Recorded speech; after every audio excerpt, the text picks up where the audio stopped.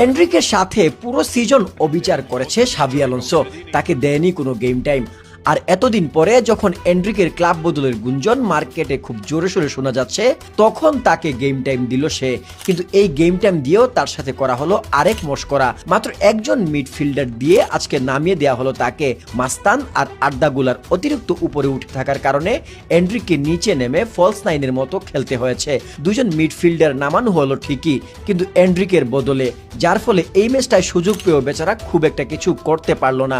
আসলে একটা কোচ চাইলে এরকম পরিস্থিতি ক্রিয়েট করে যে কোনো খেলোয়াড়ের কেরিয়ার খেয়ে দিতে পারে, এটা তার একটা প্রমাণ। এখানে সাদা চোখে মানুষ দেখবে, এনরিক তো আজ শুরু থেকেই মাঠে নেমেছে, সেই শুরু থেকেই সুযোগ পেয়ে কি করেছে দলের জন্য? কিছুই তো করতে পারেনি। ভালোই করেছে কোচ তাকে বসিয়ে রেখেছে, এখানে কোচ নির্দোষ হয়ে যাবে।